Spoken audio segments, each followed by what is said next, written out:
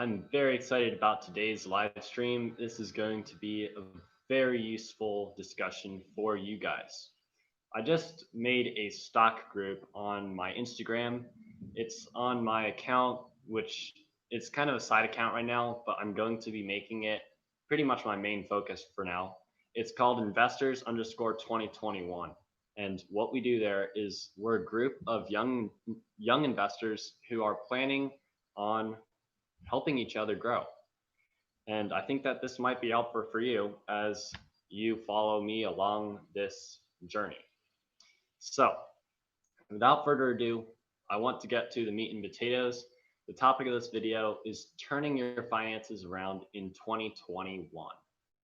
This is a new year, guys. It means that it's time to set your goals straight. It's time to make a clear goal and achieve it. So, first, in this video, we're going to cover debt and expenses in life. Then we're going to cover how to grow your money safely and strongly. I'm going to set up 2 chapters in this video, so you can skip ahead to growing if you already know about preserving money. But I do advise you to watch the entire thing. Overspending is a problem in America, especially. So, we're going to start off with the discussion here. I want to start off by talking about keeping your money. You don't need to be religious to have heard the Bible story of the talents. Talents is a form of currency back in the biblical days. The story began with a wealthy master who was leaving home to go on a voyage. He gave one of his 3 servants 10 talents, which was a lot of money back then. He gave the second one 5 talents, and he gave the third one 2. A year later, the master returned from his voyage, and he came to see that the first servant that he had given his 10 talents to had doubled it in a year. Way to go for him. The master rewarded him with even more money. The second servant had also doubled his money. His 5 talents had turned into 10. He was also rewarded. But when the master came back, he discovered that the third servant, had actually done nothing. What he had done was he had spent some of the talents that he was given, and he had buried the rest of it. This is a horrible combination, guys. Can you guess what happened with the third servant? The master fired him immediately. This servant was absolutely worthless to the master. What does this tell you? This tells me that money is a gift that keeps on giving if you know what to do with it. The story of the talents is a great example about how to keep money and grow it, even when it seems like preserving it is a better idea, like the third servant thought. This is not the thing to do, guys, if you want to build. Building is not preserving. All right. So the 2 big things about money is you need to learn how to keep it and you need to know how to grow it. These are equally important, but you got to start with one, and that's keeping it. So if you can at least keep what you were given, then you're going in circles. So the goal of this is when you work your 9 to 5, what you want to do with your money is you don't want to just buy a new iPhone whenever you make another $500. You want to keep building this. So when you make money from your job, you put it into your investment, grow it. When you make more money, you put it in, it gets even bigger and bigger and bigger and bigger. This is compounding growth. But a lot of people don't do this, and it limits them. So if you do that, then you will achieve financial freedom sooner or later. The goal for this live stream is to make you more aware of how to spend and where to put your money.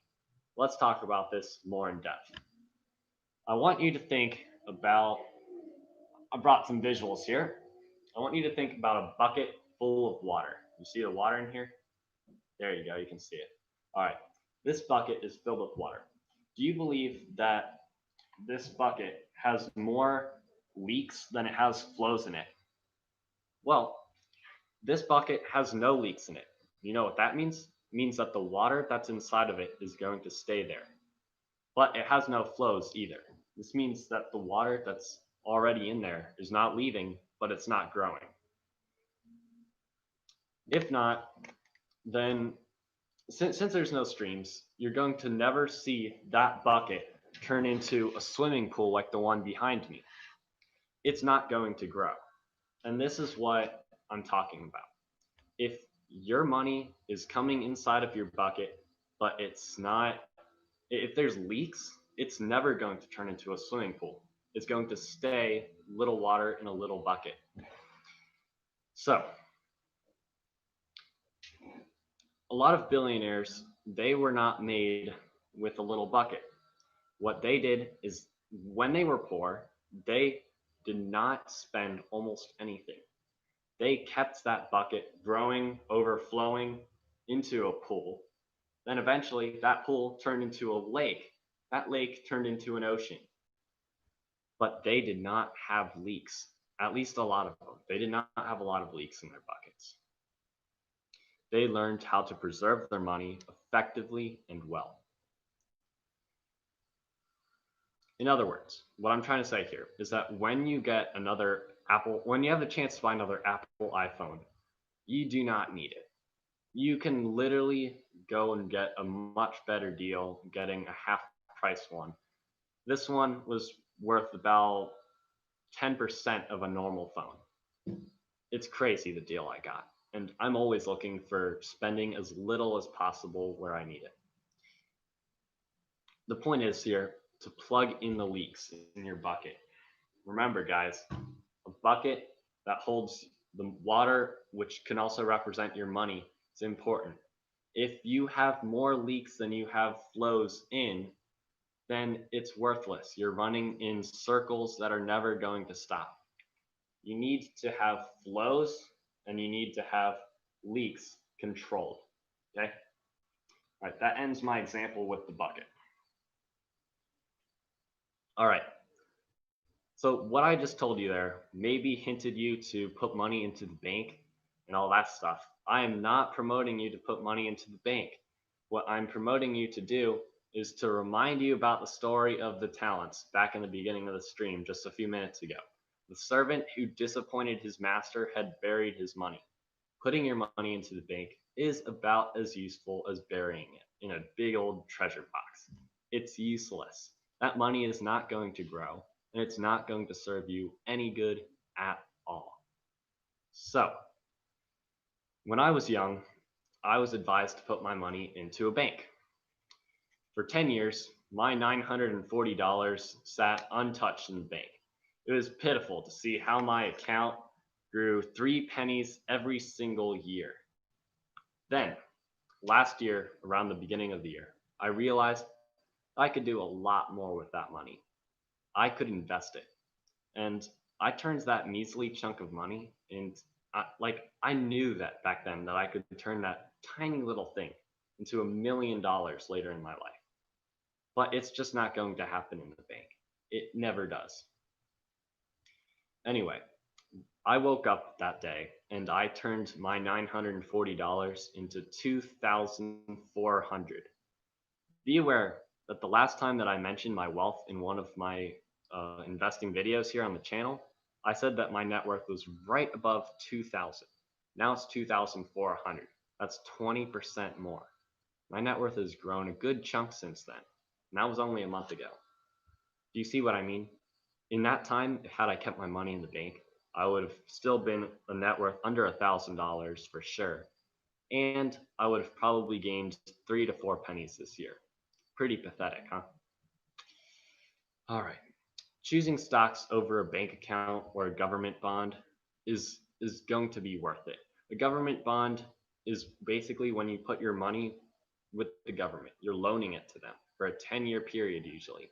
And they give you 0.5% return every single year for that. That's not worth it, guys. It's not worth it. Stocks can get you way better than that if you know where to allocate your money. If you fear losing money, but you want to grow over time, you can just invest in the S&P 500, the index fund. What that is, it's the average of the biggest 500 companies in the entire country of USA.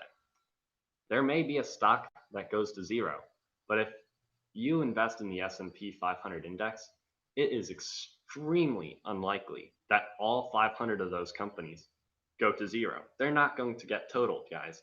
It's it's impossible, pretty much, unless like an alien apocalypse happened, and then no more companies existed.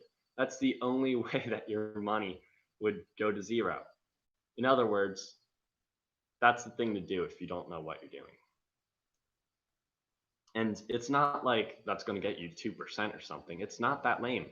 10% a year compounded is actually pretty good. I would do that if I didn't know any better. But stocks themselves have a much bigger potential, but they can also die, unlike the S&P 500. So it's a trade, but if you're just willing to make 10% a year and without a doubt become a millionaire in 30 years, you can do that and you will be financially free. But if you're seeking more than that, I'd do stocks if I were you. And you really can't lose with an S&P 500 index fund, especially if you're patient. Besides, 10% annual growth is much better than the bank. It's astronomically better. It's like, imagine you earn 2 pennies every year at the bank for every $100. Here, you're gaining $10 a year. Hey, Ryan, what's up, man? Well, I'm glad to hear from you and that you're on to the live stream. So, any questions, Ryan? All right, so I'm going to continue along then as you come up with a question. So, in a changing world, being a saver is kind of being a loser. I didn't say this myself. Robert Kiyosaki, world-renowned financial author, did. Hear this quote from Mark Zuckerberg, CEO of Facebook and one of the world's wealthiest men. The biggest risk is not taking any risk. In a world that's changing really quickly, the only strategy that's guaranteed to fail is not taking risks. If you keep your money in a risk-free bank account, you're going to be taking a bigger risk than us investors. You're going to be poor if you keep it there, because with inflation, with debts, with interest, it's all going to cut away from your money. And hey, Dylan, nice to hear from you here. I'm just so happy to see all you guys on the live stream. All right, so back to it. Bank is not the answer to being rich. It's stocks and really taking that chance, like Mark Zuckerberg said. Mark Zuckerberg, he said it, and I believe it's true. Taking risks is worth it, because if you don't take the risk of putting your money into something that can grow, it's just going to sit there and stagnate and do nothing over the course of your life. It's not a good idea. It's time to stop being on the defensive, and it's time to get on the offensive. Become the wolf and stop being the sheep. This is my message to you guys tonight. I want you to go to sleep tonight thinking about how you can plug in your financial leaks and increase the streams in the bucket. Remember, right? Maybe you got here late. Bucket means that this is your money in here. You see the water? Leaks are coming out of the bucket, flows are coming in. This is your money here. If you're buying a new phone, it's going to be a big gash in your bucket. It's going to be $500 going out the drain.